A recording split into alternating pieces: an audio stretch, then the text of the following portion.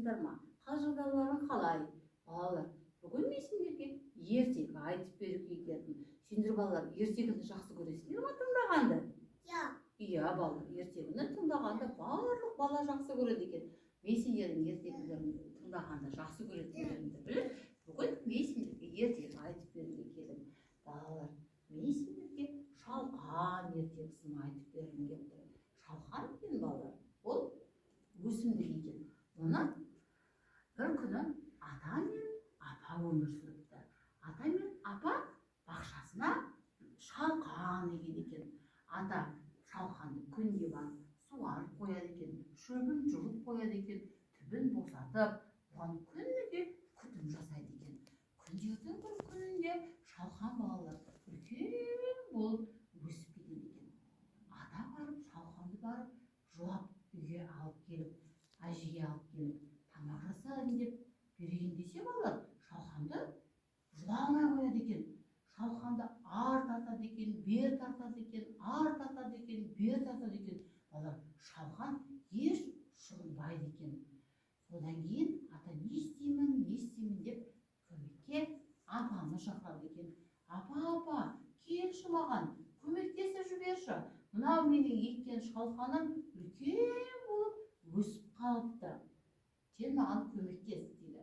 Жарайды деп апа атаға көмектесіп жүгіріп келеді екен.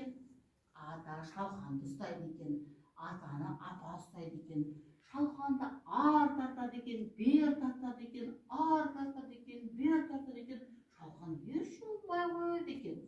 Ал енді не істейміз деп ата мен апа бастарын ұстап, ой, қалай енді бізге көмекке енді кімді шақырамыз, шалқанды қалай жұлып алсақ болады екен деп ойланады.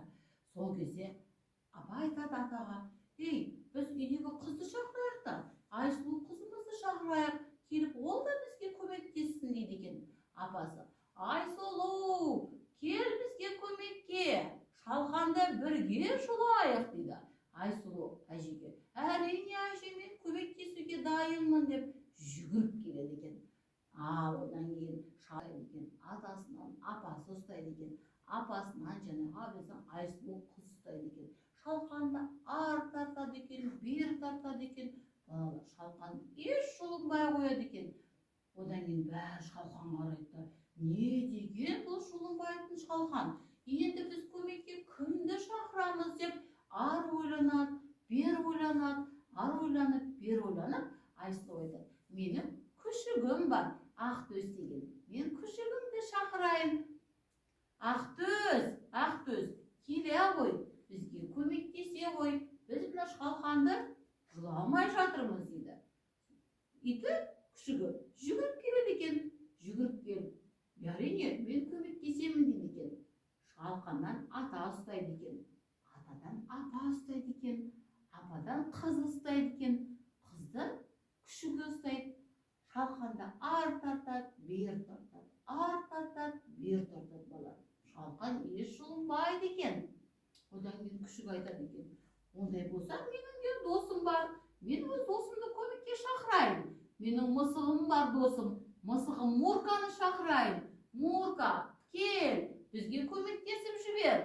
Ата мен апа шалқанды жұла алмай жатыр екен дейді. Жарайды деп, Мурка да мяу-мяу деп жүгіріп келеді екен көмекке. Шалқаннан ата ұстайды екен. Атадан апа ұстайды екен. Апаны Айсұлу қызы ұстайды екен. Қызды күшік ұстайды екен. Күшіктен мысық ұстайды екен. Ал болып, шалқанды ар тартып, бер тартып, ар тартып, бер тартып, шалқанды жұла алмай қояды екен. Енді олар не істесек болады екен? Мына шалқанды ешкімнің жұлып алуға күші жетпеді ғой деп, олар шалқанды ар тартып, бер тартып, шалқанды жұла алмай қояды екен. Одан кейін мысық айтады екен, ой, менің де досым бар. Мен досымды шақырайын.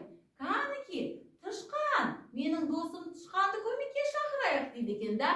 Мысығы тышқанды көмекке шақырады екен.